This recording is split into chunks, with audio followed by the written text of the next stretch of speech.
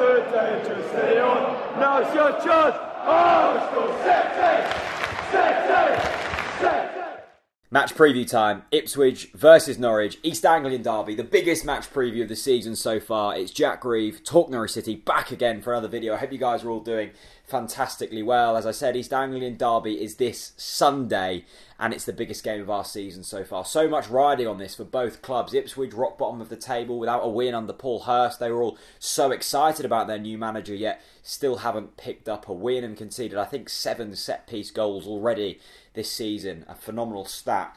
Norwich, on the other hand, doing a little bit better than Ipswich, not much better at all. We've won one game and drawn one. It leaves us with 4 points and certainly down near the bottom of the table. However, a win, I think, kind of changes the season for both sides. A defeat, well, you're really, really up against it then. I do want to just say, first of all, a massive thank you to all of you guys for your support this month. We've been given £2 for every 100 likes we achieve on the channel across all videos to Community Sports Foundation. This has been made possible by Credo Asset Finance.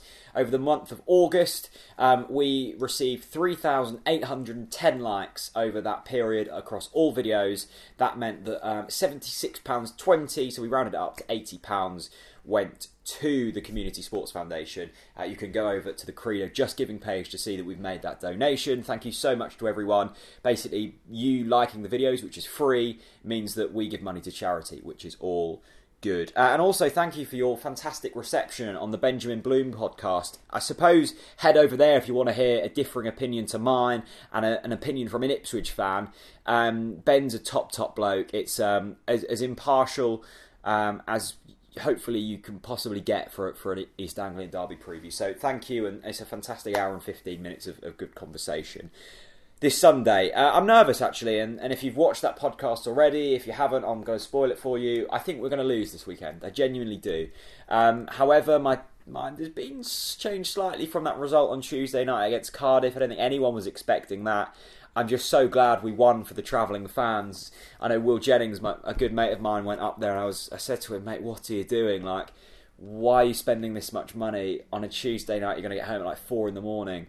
We're obviously going to lose. But it's often the case, isn't it? We never expect much from them kind of games. And I think we're the only team outside of the Premier League who's progressed through the first 2 rounds of the League Cup for the last 7 seasons. We've done it every season. That's quite decent. We're not known as a cup side, but we've actually been doing quite well in cup tournaments the past few years. I'm going to go with my team. I'll show you my team. It's horrific handwriting. Tim Krul in goal. I've seen a lot of people, well, not loads, but a few people saying, is Michael McGovern up for a shout after his half-decent performances in the Cup? Look, you guys know my opinion on Tim Krul. I think he will develop into a good goalkeeper. We've gone over that so many times now.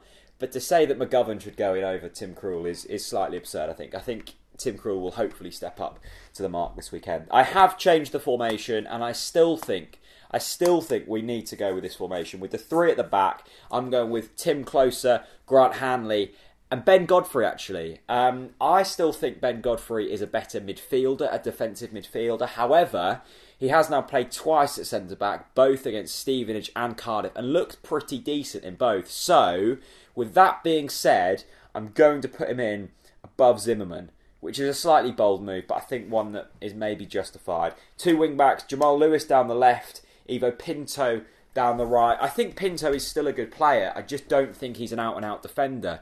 He's okay going forwards. I mean, he's not amazing. His final product is poor. But he does cause teams problems. He does put teams on the back foot, and I think that's important, especially in a derby. If you're constantly up against it, he will alleviate pressure sometimes by just bombing forwards and just retaining possession for a little bit longer. Jamal Lewis, I think, has been absolutely excellent since his reintroduction back into the squad. A few shouts for Max Aarons. I tweeted out on the TalkNorwichCity account. I think it had way over 600 votes. The majority saying they did want to see Max Aarons start this Sunday. I was thinking he would go in at right back, despite he's played left back in the cup games so far. He was brought through the whole of his youth academy as a right back. The midfield pair I'm going for, leaving Tete out. He captained the side on Tuesday. I doubt he's going to have 2 games in a week. However, Tete, experienced East Anglian derby player, experienced player. Farker might opt for that. For me, I want legs in there. You've got Louis Thompson, who I thought looked decent, despite being played as essentially a second right back last Saturday in Tom Tribal, who I just think is a really solid player to have in there. Now, the front three, I have gone with Rhodes up front on his own, Pukki in behind, and Hernandez. However, I then thought, well, what about Emi Buendia? This is a man who looks, magical at times. Where do we fit him in? So, what do you guys think? Do you think we can fit Emi Buendia into this squad? If I was Farker and was thinking, I really want to play Buendia, but I don't really know where to put him, I'd probably replace him for Pukki. Although Pukki's been really good, so I think it'd be harsh on him. So maybe Buendia might be a substitute, might come on in sort of the 60th minute to really reignite the game if it's fallen a bit flat, or if we've gone behind to try and find a spark of magic. So, look, I am nervous, I will admit that. Ipswich haven't won this season, almost plays into their hands a little bit. They haven't got much to lose. As well as that, they haven't won this derby for 10 years. It kind of just feels like it's the time when Ipswich are going to beat us. But if we put in a performance like we did for 60 minutes against West Brom, for 20 minutes against Leeds, for 20 minutes against Birmingham, for the full 90 against Cardiff, and you chuck that together into one pot, we have played some decent football this season. It's just never in over the course of a full 90 minutes, and that's the frustrating thing. So for me, a few little tweaks, the majority of the same players go in there for me. I just want to see, if we do fall behind, I want to see something change. I want to see a reaction. I just want to see a team that is dead up for it. That's all I can ask for. If we get beaten on sheer quality, which I don't think we will, but if we do, then fair enough. If we get beaten by a fantastic goal, fair enough. But what I won't be happy with is if I don't see the reaction from Daniel Farke or the players, or we just set out tactically naive. I'm going to go for... I genuinely don't know with the score prediction. I'm not even going to try and predict it. So, yeah.